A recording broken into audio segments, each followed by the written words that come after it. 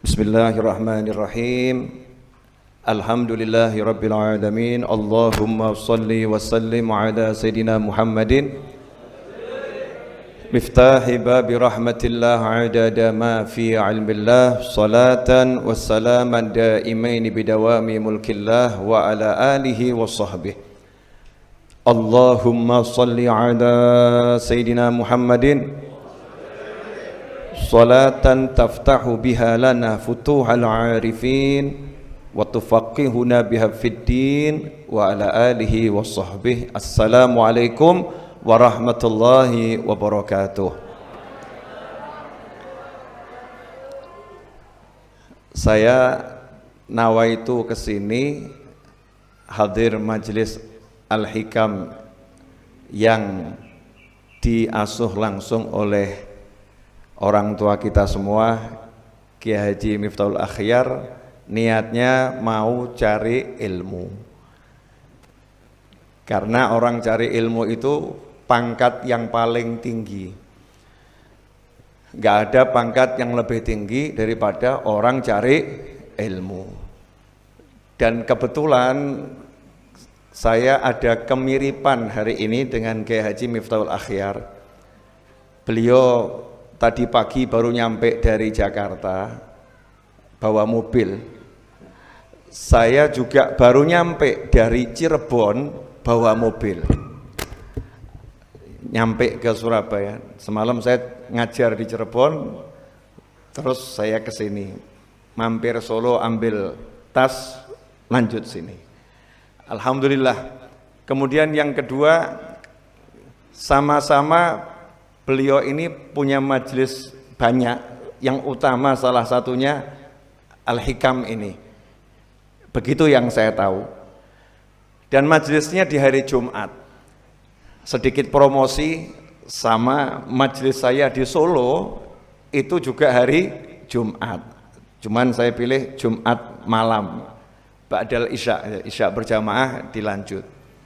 Yang ketiga, beliau setahu saya sangat suka kitab Al-Hikam, walaupun semua kitab disukai, tapi sama kitab Al-Hikam beliau ini kalau bahasa saya yang kasar, doyan, kecanduan.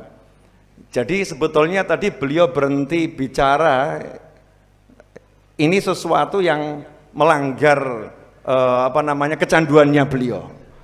Kalau enggak karena dipaksa sama Allah Ta'ala, enggak akan berhenti. Begitu kata beliau, bukan kata saya.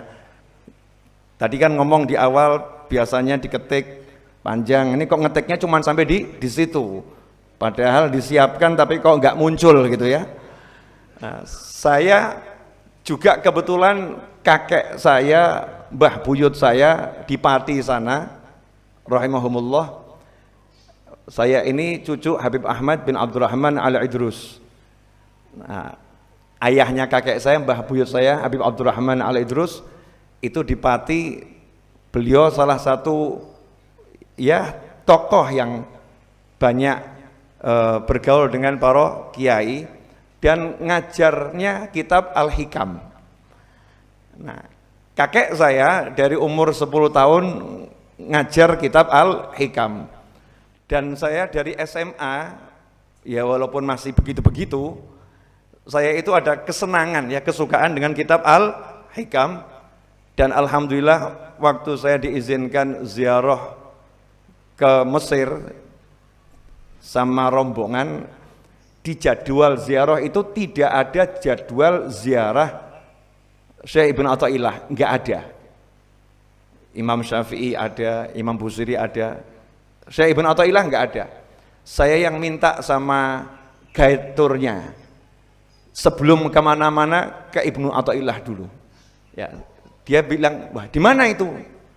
Karena di Mesir itu banyak wali, sama di Indonesia ya. Indonesia itu wali Allah turah-turah gitu ya. Di setiap kampung itu ada wali Allah. Di Mesir juga seperti itu. Bahkan dikatakan la yazal fi Mesir, di Mesir itu setiap saat ada 1000 wali majdzub. Itu enggak pernah kurang angkanya. Di Surabaya juga ada banyak, tapi angkanya enggak usah saya sebutkan.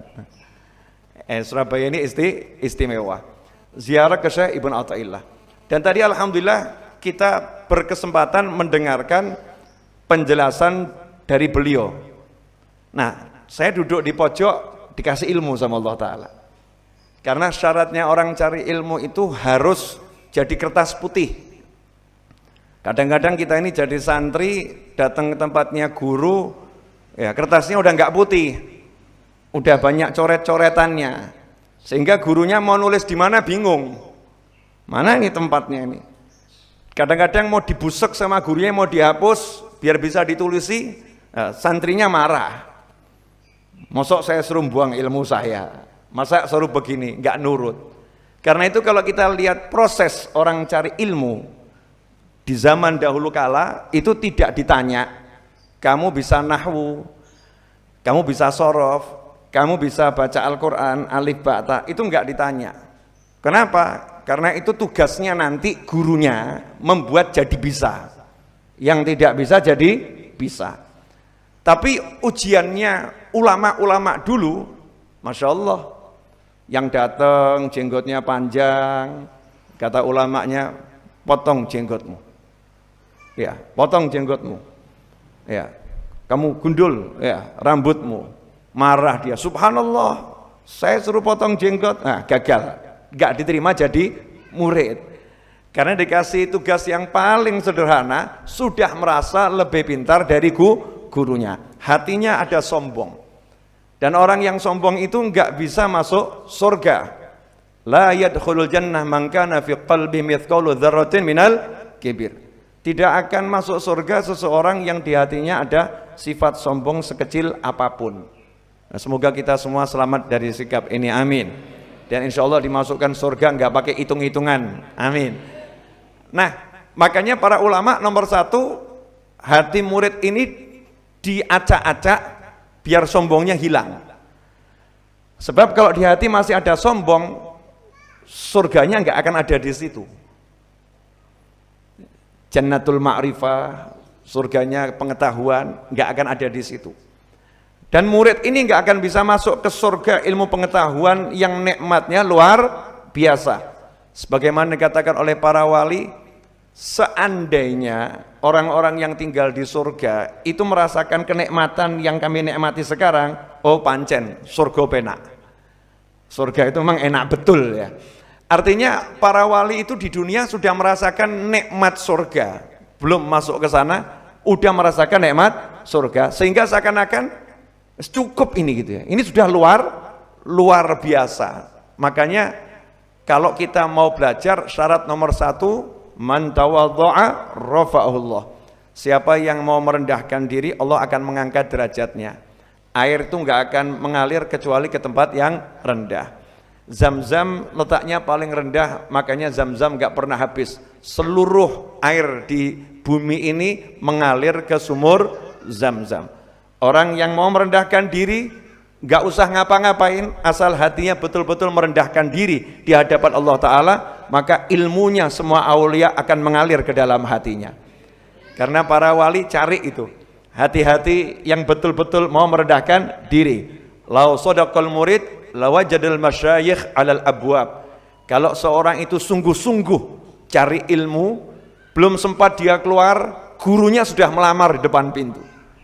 Karena banyak wali mau nurunkan ilmunya, cari murid nih wali-wali ini. Para wali itu mencari murid lebih hebat daripada murid cari guru.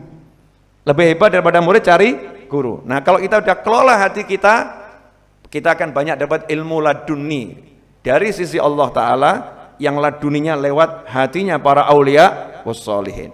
Kita lihat Nabi Musa alaihissalam. Nabi Musa alaihissalam itu kurang apa? Kalimullah, yang diajak bicara langsung sama Allah, langsung, tanpa perantara malaikat Jibril alaihissalam. Langsung Allah bicara ke hati Nabi Musa alaihissalam dengan cara yang hanya dipahami oleh Allah dan Nabi Musa serta orang-orang yang dipahamkan oleh Allah Subhanahu wa Ta'ala, dan mudah-mudahan kelak kita diberi pemahaman tersebut, amin. Tapi ketika dikasih tahu ada hamba Allah yang namanya Khadir atau Khidir alaihissalam, a'lam minka, lebih alim dari kamu, Nabi Musa paham SOP berguru. Nggak ada yang namanya murid manggil guru. Maka Nabi Musa nggak minta sama Allah. Adabnya Nabi Musa ya, luar biasa. Nabi Musa nggak minta sama Allah, datangkan Khidir, kan pangkatnya di bawahku, aku rasulmu, aku kekasihmu, pilihanmu. Datangkan Khidir ke sini. Tidak. Kenapa? Syaratnya orang mau dapat ilmunya Allah, memang harus betul-betul merasa dan sadar betul dirinya bukan siapa-siapa, tidak bisa apa-apa, dan bukan apa-apa. Maka saat itulah nanya kepada Allah Ta'ala, di mana bisa ketemu dengan Khadir atau Khidir? Allah kasih alamat jelas, tapi ya rodok jelimet. Alamatnya jelas, pertemuan dua laut. Nah, ketika itu Nabi Musa dikasih petunjuk, kamu bawa ikan yang sudah digoreng menurut tafsir. Kalau ikan itu nanti kena air dari pertemuan dua laut, ikan itu akan hidup. Lah disitulah letaknya Khidir atau Khadir alaihi salam. Apakah Nabi Musa kemudian berjalan ikannya dikasih air setiap langkah gitu ya? Ya enggak. Beliau buat komitmen, kita akan berjalan dan tidak akan berhenti sebelum ketemu Khadir alaihi salam. Masya Allah, ini semangatnya orang cari ilmu, bersedik tadi. Ya, dengan sungguh dengan jujur. Maka berangkatlah Nabi Musa alaihissalam sampai akhirnya ketemu Nabi Khidir alaihissalam. Kita tahu kisahnya dan kita sering membaca dan mendengarnya dan mengulang-ulanginya. Tapi yang menarik adalah belum ngapa-ngapain sudah ditolak sama gurunya. Pulang saja, kamu nggak bisa sabar sama saya. Kamu nggak bisa sabar sama saya. Nabi Musa nggak pernah perkenalkan diri, aku Musa kalimullah, enggak. Tapi ditanya sama Nabi Khidir, kamu siapa? Jawabannya Musa, pangkat jabatan enggak disebut, Musa. Musa Bani Israel? Iya. Pulang saja, kamu enggak bisa sabar sama saya. Nah, Nabi Musa tidak marah, karena mau cari ilmu. Maka beliau katakan, kalau memang begitu, hal attabi'uka, boleh enggak saya tak ikut saja ngenger? Ya ikut. Nanti ya engkau kalau ada kesempatan ya saya diajarin dikit-dikit begitu. Maka Nabi Khidir ngasih syarat, gak boleh nanya apapun yang saya lakukan.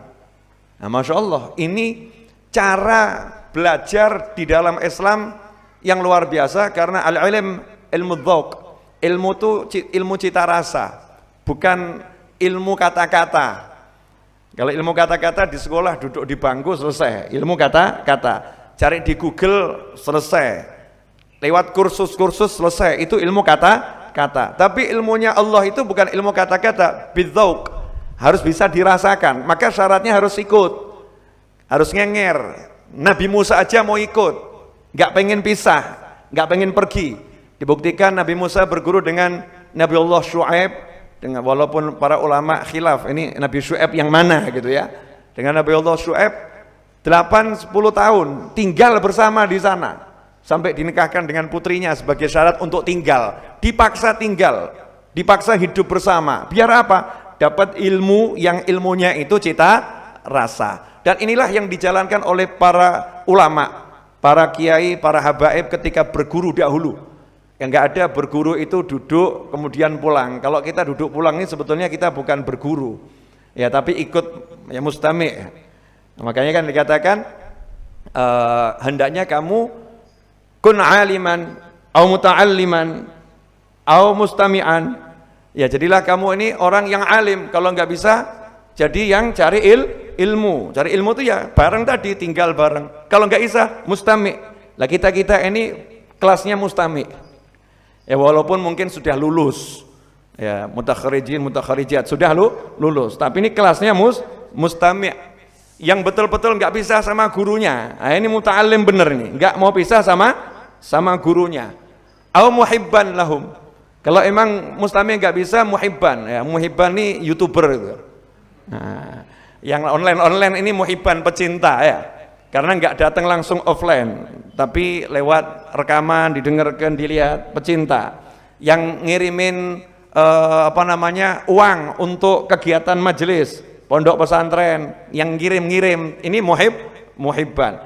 Yang jaga parkir nggak sempat ikut dengar pengajiannya, tapi saya mau jaga parkir, itu muhibban. yang mengatur agar pengajiannya ini sound systemnya bagus. Ya, kadang-kadang nggak sempat bisa dengarkan dengan bagus karena sibuk ngurus sound system. Ini muhibban. Nah, kalau bisa itu jangan jadi nomor 5. Nomor 5 ya alim enggak, belajar sama orang alim enggak, dengerin enggak, pecinta enggak. Nah, ini kelompok yang enggak jelas nih. Naudzubillah min dzalik. Nabi Musa alaihissalam betul-betul ngenger ikut. Hasilnya dikasih ilmu oleh Allah Subhanahu wa taala yang luar biasa. Nah, saya ini muqaddimah karena beliau biasanya 2 jam, saya akan melengkapi ya. Waktu yang biasa beliau pakai begitu ya. Ya jangan saya lama-lama. Dikit saja. Saya mau cari barokah di sini. Melanjutkan apa yang beliau jelaskan tadi, saya mau garis bawahi. Orang kalau dapat nikmat, itu harus melihat nomor 1 pertama kali bukan nikmatnya. Hakikatnya syukur itu melihat al-mun'im, melihat Allahnya. Jadi lihat Allahnya. Nah, kalau udah bisa melihat Allahnya, nggak akan lihat nikmatnya lagi. Nah, sementara hidup kita ini dikasih nikmat, Allahnya nggak pernah kelihatan. Nikmatnya saja yang kita lihat, bahkan nikmatnya kita buat menghilangkan al-mun'im. Na'udzubillah min dzalik. Nikmatnya kita jadikan untuk menghilangkan yang memberi nikmat. Yang beri nikmat suruh kita syukur, suruh kita sholat, suruh kita zikir, suruh kita amal soleh. Nikmat ini tidak kita gunakan untuk mengingat yang memberi nikmat. Na'udzubillah min dzalik. Melihat yang memberi. Kalau udah melihat yang memberi, ya pemberiannya nggak akan dilihat lagi besar atau kecil. Nggak akan melihat besar atau kecil. Kenapa? Sudah bisa melihat kebesaran yang memberi. Contoh, ya Miftahul Akhyar ngasih saya mic untuk ngomong ini. Ini buat saya anugerah yang spol gitu ya. Jazahullah khairan katsira fid dunya wal akhirah. Luar biasa nih nikmat buat saya yang luar biasa. Saya nggak bisa balas dengan ucapan apapun. Mau pakai kalimat yang orang Jawa, lemah teles Gusti Allah engkang balas, lemah garing Gusti Allah engkang paring ya, thank you, terima kasih, apapun itu. Yang terhebat ucapan yang diajarkan Nabi Muhammad SAW, jazakallah khairan, jazakumullah khairan, jazahullah khairan. Itu belum bisa mewakili rasa senangnya saya. Kenapa? Karena saya melihat ini mic yang ngasih bukan sembarang orang. Orang tua kami, ulama kami mempercayai saya untuk ngomong. Resikonya kalau saya salah beliau nanggung. Kan begitu ya? Berarti kan beliau memberi saya kepercayaan yang luar biasa, husnudzon yang luar biasa. Senang saya karena husnudzonnya wali itu akan membuat kita jadi wali. Husnudzonnya orang soleh akan membuat kita jadi soleh. Husnudzonnya orang salah akan membuat kita jadi tidak salah.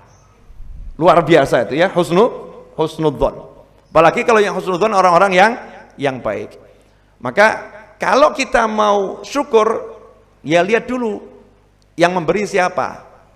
Nah, kalau kita tahu yang memberi ini adalah Pak Yai ngasih kita sapu tangan atau tasbih beli di Ampel situ 10.000 dapat gitu ya. Tasbih ini yang ngasih Pak Yai. Kita lihat tasbihnya atau lihat Pak Yainya? Pak Yainya. Begitu ini tasbih dari Pak Yai, dibeli 1 juta nggak dikasih. Saya bayar 1 juta, oh nggak bisa. Sorry, ya ini dari Pak Yai, saya belum tentu bisa dapat lagi. Ini yang dipakai buat zikir, ini berkahnya banyak. Saya bayar 10 M, oh nggak bisa. Kalau saya kasihkan sih. Ya, nanti kita bilang sama Pak Yai minta tasbih lagi kan begitu. Tapi ini orang yang udah cintanya luar biasa. 10 M oh nggak bisa, karena beliau melihat ini adalah bagian dari kebaikannya Pak Yai. Baru terhadap manusia, kalau kita melihat manusianya itu besar di hati kita, semua pemberiannya kita pandang sebagai sesuatu yang besar. Lantas bagaimana kalau kita kenal Allah Subhanahu wa ta'ala? Kalau kita kenal Allah Subhanahu wa ta'ala, maka semua pemberiannya Allah itu menjadi bentuk Allah memperhatikan saya, Allah melihat saya. Siapa kita kok dilihat sama Allah? Siapa kita kok diurus sama Allah? Allah kok baik banget sama saya. Lisani bihamdillahi qad a'lanat syukran ala ni'amin la astati'u laha hasra fama sa'atun marrat alayya wa lahdatun illa jaddadat 'indiyal busyra. Begitu kata sahibul maulid Simtudurar Al-Habib Ali bin Muhammad bin Husain Al-Habsyi. Lisani bihamdillah qad a'lanat syukran. Saya ucapkan rasa syukur terima kasih pada Allah dengan mengucapkan alhamdulillah. Ala ni'amin la astati'u laha hasra. Atas nikmat yang tidak mungkin bisa saya hitung. Fama sa'atun marot alayya wa lahdhatun, maka tidaklah berlalu hitungan waktu detik demi detik, saat demi saat, illa jadar indial busra, melainkan saya tambah senang. Setiap lihat Allah bilang makasih, tambah senang. Setiap lihat Allah bilang terima kasih, tambah senang. Allah perhatian sama saya, makasih ya Allah. Allah perhatian sama saya, makasih ya Allah. Jadi hidupnya habis cuma untuk bilang terima kasih. Ya, untuk bilang terima kasih. Karena itu disebutkan afdhalud doa alhamdulillah. Doa yang terbaik adalah mengucap alhamdulillah. Padahal enggak minta apa-apa. Orang kalau mengucap alhamdulillah itu minta enggak. Padahal doa itu permintaan. Ini enggak minta, cuman bilang terima kasih ya Allah, terima kasih ya Allah. Dengan hatinya, lisannya tergerak, hatinya menyadari semua kebaikan Allah Ta'ala, maka dikatakan itu doa yang terbaik. Nah, kalau udah bisa lihat Allah, ini ilmu hakikat ya, lihat Allah, maka para aulia wassolihin pasti melihatnya itu secara keseluruhan, nggak berhenti dengan melihat Allahnya. Melihat Allah pasti akan melihat siapa yang diutus Allah. Maka ketika Allah memberi nikmat lewat seseorang, orang-orang soleh melihat orang itu sebagai utusannya Allah, sebagai utusannya Allah yang dipakai oleh Allah. Maka utusannya Allah ini dihargai luar biasa. Ini dipilih sama Allah untuk menyenangkan saya, ini dipilih sama Allah untuk memberikan kebaikan kepada saya. Ini Allah yang milih, jadi lihatnya tetap kepada Allah. Ya, lihatnya tetap kepada Allah. Kemudian orang itu dihargai. Kenapa? Utusannya Allah kok. Misal ya Miftah utusan orang ke rumah saya, siapapun orangnya, untuk menyampaikan sebuah undangan. Ya, saya akan melihat satu, ini ya Miftah ngasih saya undangan. Yang kedua, ini utusannya. Kalau saya baik sama utusannya, ya Miftah senang. Kalau saya sepelekan utusannya, abaikan utusannya, ya beliau akan merasa kok utusanku enggak dihargai ya. Wajar, itu manusia. Saya juga akan begitu. Allah Subhanahu wa ta'ala, kalau ada hamba-hamba yang dipakai sama Allah tidak dihargai, Allahnya marah. Allahnya marah. Sampai kemarahan Allah itu dijelaskan langsung oleh Nabi Muhammad sallallahu alaihi wasallam dengan kalimat beliau yang indah, man lam yashkurin nas lam yashkurillah. Ini bentuk kemarahan loh.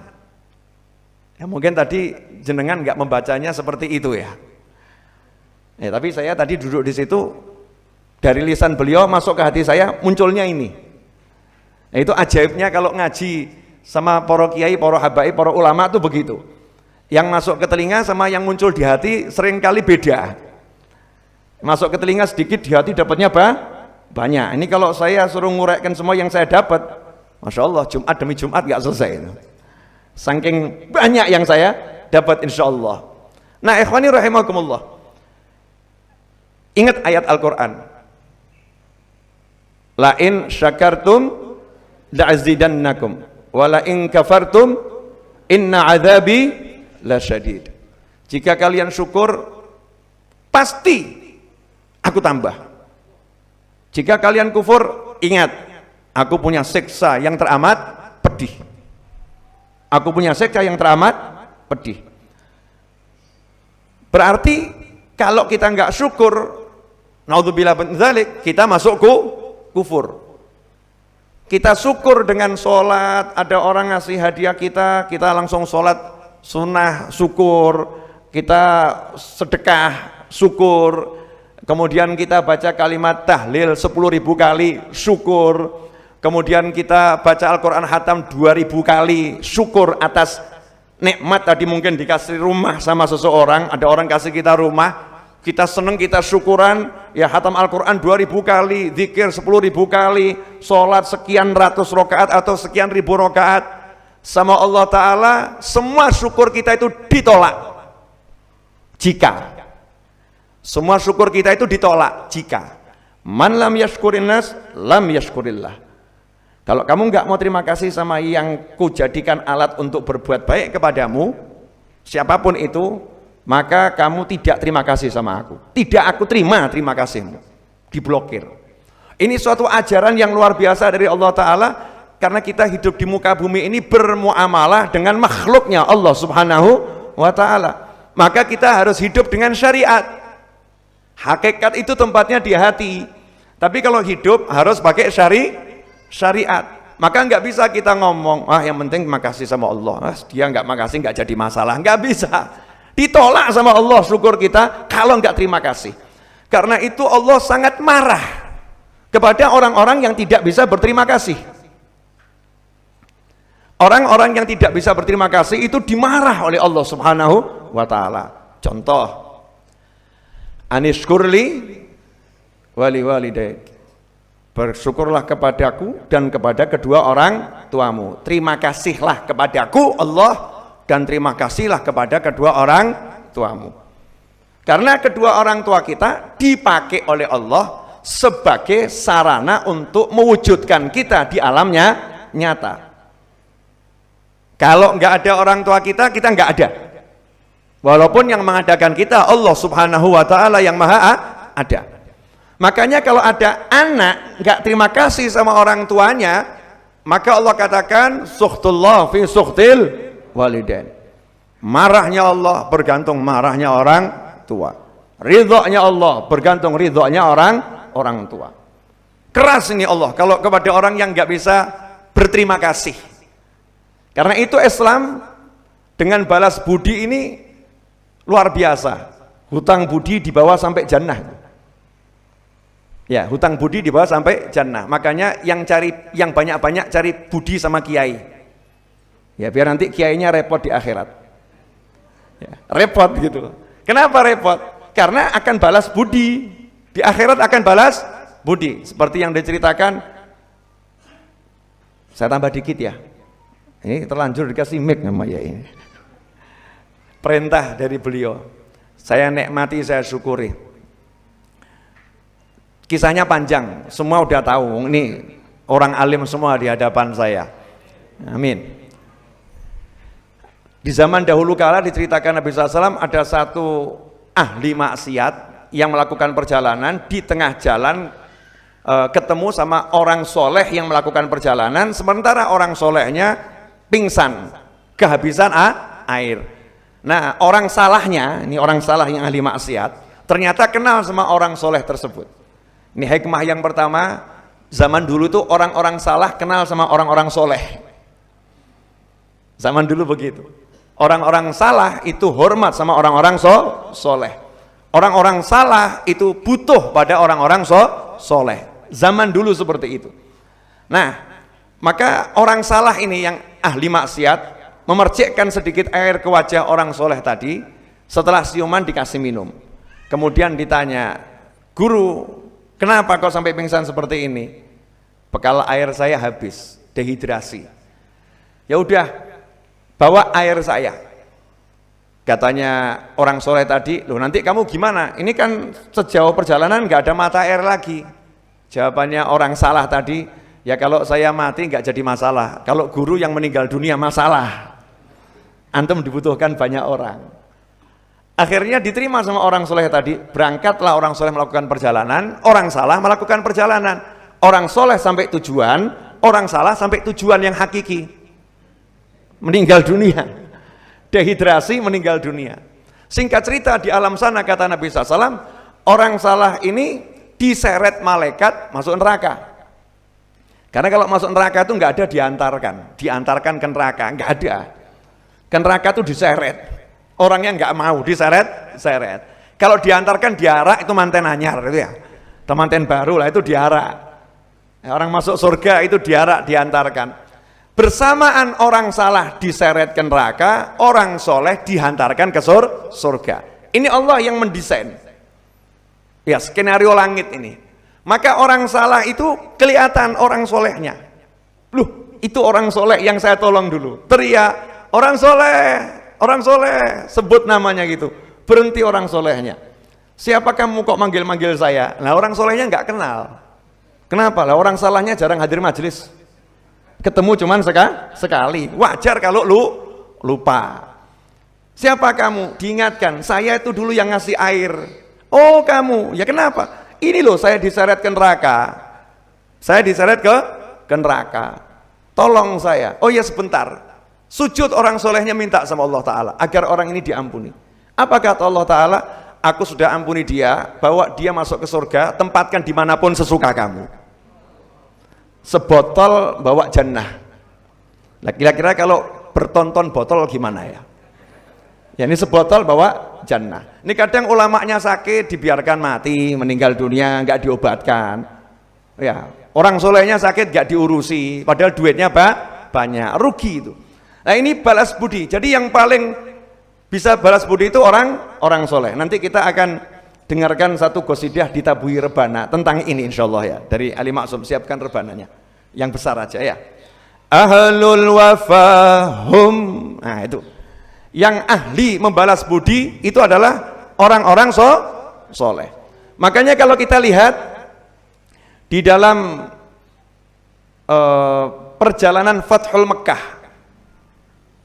Ini Habib Ali Habsyi sering membawakan Saibul Mu'alisim Tudurar kisah ini. Habib Anis masa hidupnya kalau lagi ngajar bawakan cerita ini sama antusias gitu. Ketika Fathul Mekkah, Nabi SAW dapat informasi valid dari Malaikat Jibril alaihissalam, ada pengkhianat yang membocorkan rencana Rasul SAW melakukan perjalanan ke Mekah untuk mengambil alih Mekah. Tapi hebatnya SOP langit, tuh lihat ya SOP langit. Walaupun Malaikat Jibril yang ngomong, walaupun Nabi Muhammad SAW yang diberi informasi, nama tetap dirahasiakan. Aibnya nggak dibuka. Ada itu, tapi nggak disebutkan siapa. Maka saat itulah Nabi SAW merintahkan Khalifah Ali bin Abi Thalib radhiyallahu anhu, menantu beliau dan seorang sahabat yang lain, saya lupa namanya, kalau nggak salah Mikdad atau siapa ya, lupa, dua orang ini radhiyallahu anhumah, diperintahkan Nabi SAW untuk mengejar seseorang yang lagi membawa surat isinya bocoran rencana perjalanan Nabi SAW ke Mekah.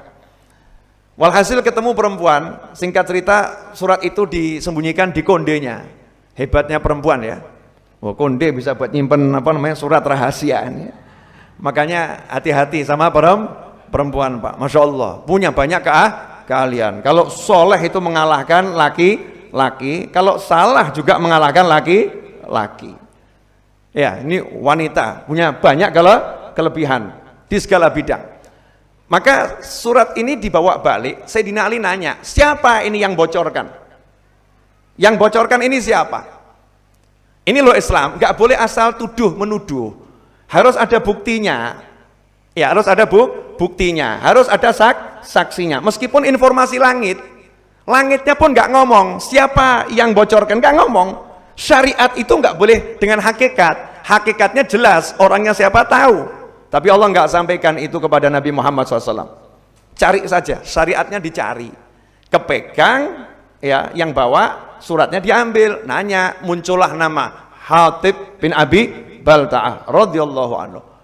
Maka pulanglah Sayyidina Ali radhiyallahu anhu dan sahabat yang lain radhiyallahu anhu bertemu dengan Nabi Muhammad SAW. Kemudian Sayyidina Ali, ya Sayyidina Ali kan gagah perkasa, sama gemes juga gitu ya. Innahu min Hatib, ya Rasulullah, ini yang bocorkan Hatib bin Abi Balta'ah. Sayyidina Umar radhiyallahu anhu yang dikenal singanya Allah, kalau lewat satu gang setan ngungsi cari gang yang lain. Udah, daripada masalah jangan ketemu Umar, setannya aja nggak mau ketemu itu, takut ya, karena nurnya Sayyidina Umar ini bisa memadamkan apinya setan. Nur mukmin itu punya kekuatan, tadi dikatakan nurullah ya, cahayanya Allah. Nur mukmin ini kalau lewat di atas neraka sampai nerakanya mengatakan juz ya mukmin, mukmin cepat kamu lewat, cepat kamu lewat, karena cahayamu bisa memadamkan api nerakaku. Karena itulah para habaib dan para kiai suka dengan syair li khamsatun utfi biha narul jahimil hatimah al mustafa wal murtada wa banahuma wa fatimah, atau li sitatun, banyak ada sitatun khamsatun. Ada yang nggak paham nanya, dengan berkat 5 orang ini, 6 orang ini aku padamkan api neraka, dalilnya mana? Oh, kiai kok ditanya dalil, yang nanya suruh ngaji dulu ya, belajar hadis semua, paham nanti. Rasul yang mengatakan mukmin ini cahayanya bisa memadamkan api neraka. Maka kalau kita ini pakai cahayanya mukmin, ya luar biasa. Sayyidina Umar kalau lewat satu lorong setan yang ngungsi karena takut terbakar oleh cahaya Sayyidina Umar bin Khattab radhiyallahu anhu. Sayyidina Umar langsung mengeluarkan pedang, nggak nanggung-nanggung, pedang diangkat. Da'ni an adriba unuka hadzal munafik ya Rasulullah. Atau kama qala Umar radhiyallahu anhu. Ya Rasulullah, izinkan saya memenggal leher munafik ini. Ini munafik ini. Nggak asal tuduh ya, buktinya ada. Apa yang dilakukan Nabi Muhammad SAW? Apakah beliau marah kemudian menghakimi? Tidak. Konfirmasi. Rasul nanya sama yang bersangkutan, betul dari kamu? Iya. Kenapa? Kenapa ini kamu lakukan? Ya Rasulullah, ini masing-masing sahabat punya keluarga di Mekah masian, enggak semuanya ikut hijrah ya, ada sahabatnya di Mekah, sehingga kalau terjadi kerusuhan hartanya aman, ada yang ngamankan. Lah kalau saya enggak punya keluarga, nanti kalau sampai rusuh harta saya siapa yang ngamankan?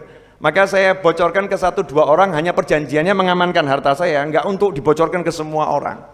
Maka muncullah sabda Nabi Muhammad SAW ya, innallaha, sesungguhnya Allah telah melihat kepada semua orang yang ikut perang Badar, dan Allah berkata i'malu ma syi'tum fa inni qad ghafartu lakum.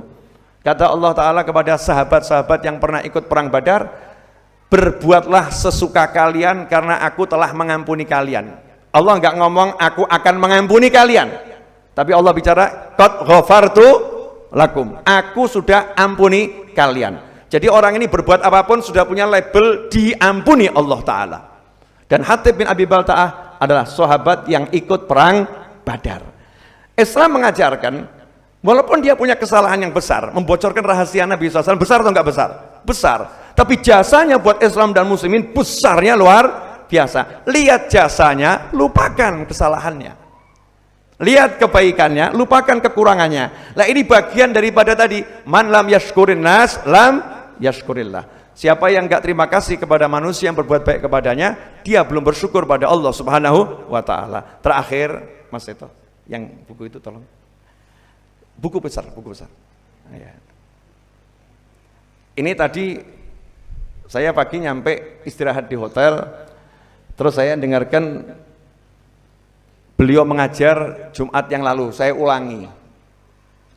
Banyak mengutip doa tadi, Rabbi adkhilni mudkhala sidqin wa akhrijni mukhraja sidqin, dan seterusnya. Waj'al dan berilah aku miladunka sultanan nasira. Dijelaskan lengkap Jumat yang lalu, dan Jumat ini dijelaskanlah lagi tadi. Banyak baca doa. Ini buku manuskrip kalamnya Habib Ali Habsyi, Saibil Maulid Simtuduror.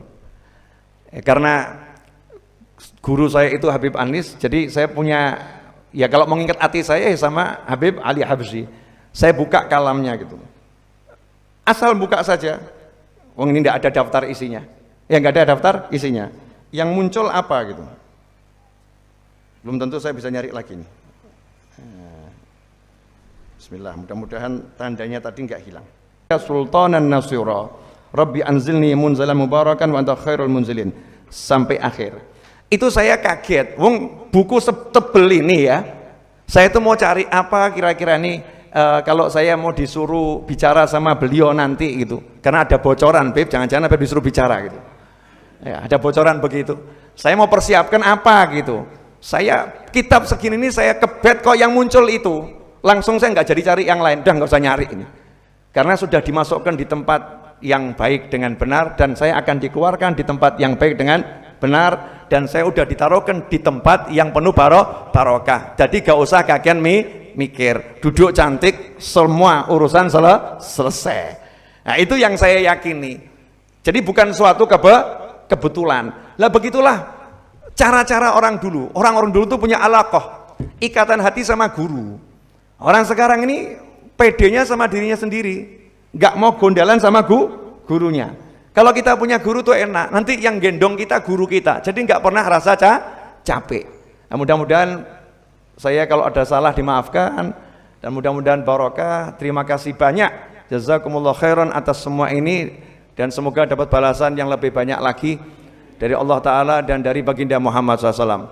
Nah, saya pengen Ustadz Ali Maksum dari Jepara menyampaikan satu qasidah yang tadi ya, Ali, Ahlul Wafahum tuh. Pakai mic ini, insyaallah. Rasul ya.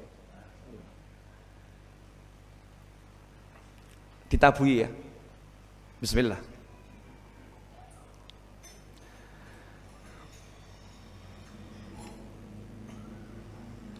Allahumma salli wa sallim على سيدنا محمد اللهم صل عليه وعلى آل سيدنا محمد اللهم صل عليه. سبحان من ذكره عز لذاكره فهو الجالس له الله الله سبحان من ذكره عز لذاكره فهو الجالس له الله الله سبحان من ذكره عز لذاكره وهو الجالس له الله الله سبحان من ذكره عز لذاكره فهو الجالس له الله الله إذا اجتمعنا فذكر الله بهجتنا وأنسنا أينما كنا في ذكراه سبحان من ذكره عز لذاكره فهو الجالس له الله الله مجالس ذكر روضة الجنان فمن يخلد فيها راتعا فالخلد مأواه سبحان من ذكره عز لذاكره فهو الجالس له الله الله نحن العبيد له في ذكره شرف لنا وفخر وفار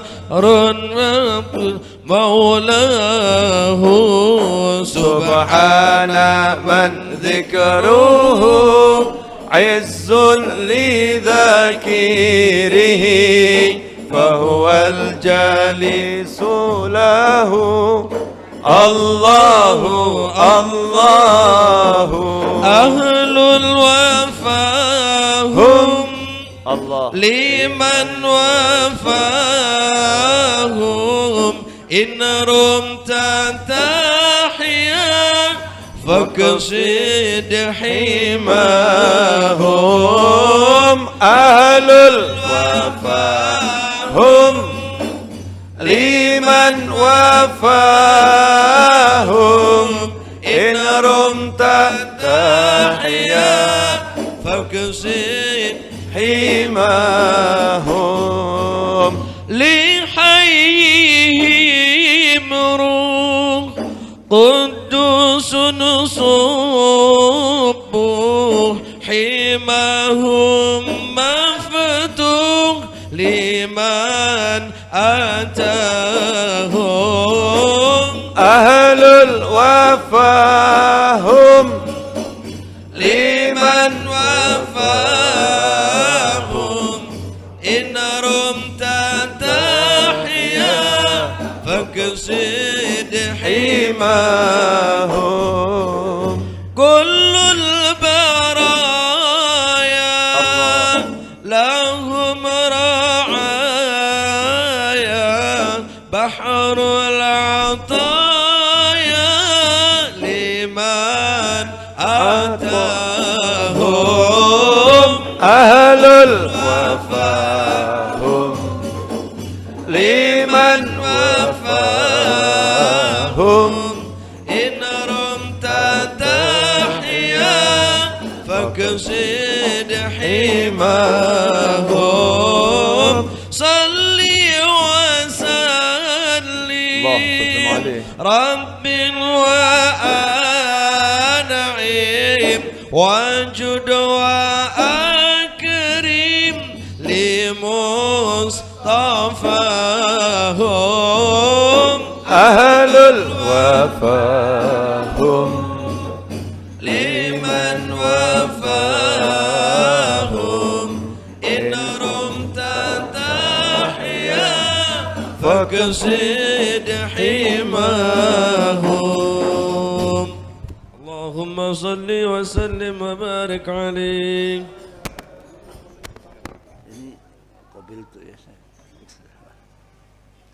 Masya Allah, Alhamdulillah atas pencerahan. Dan justru yang saya ketik dan hilang ini tadi yang diterangkan ini. Jadi min karomatihi ini sepertinya ini.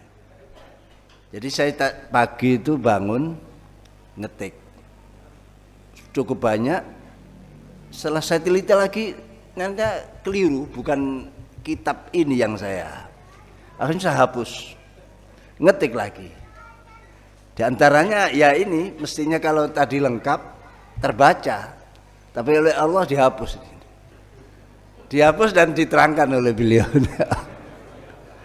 Masya Allah ya. Alhamdulillah, mudah-mudahan menjadi al-ulum an-nafi'ah bagi kita semua. Hari-hari yang barokah. Demikian, terima kasih pada beliau. Mari kita baca bersama-sama. Nanti tetap yang jamaah batal ini biar Habib ke dalam. Subhanakallahumma bihamdika asyhadu an la ilaha illa anta astaghfiruka wa atubu ilaik. Subhanakallahumma bihamdika asyhadu an la ilaha illa anta astaghfiruka wa atubu ilaik. Subhanakallahumma bihamdika asyhadu an la ilaha illa anta astaghfiruka. Subhana rabbika rabbil izzati amma yasifun wa salamun al mursalin. Ya Rabbana tarafna bi annana tarafna wa annana asrafna ala ladha ashrafna fatub alayna tawbah تغسل لكل حوبة واستر لنا العورات وآمن الروعات واغفر ربي ومرضينا والآل والإخوان وسائر الخلان كل ذي محبة أو جيرة أو صحبة والمسلمين أجمعين آمين رب اسمع فضلا وجودا من نال باكتساب منا بالمصطفى الرسول نرضى بكل سول صلى عليه عد الحب وآله والصحب عدد تززب والحمد لله في البدء اشتد أزمة تنفرجي قد آذن ليلك بالبلج وظلام الليل له سرج لا يغشاه أبو السرج نحن بالله عزنا والحبيب قرابي بهما عز نسرنا بجاه ومنسب كل من قريب وأجنبي سيفنا فيه حسبنا الله والنبي. السلام عليكم ورحمة الله وبركاته.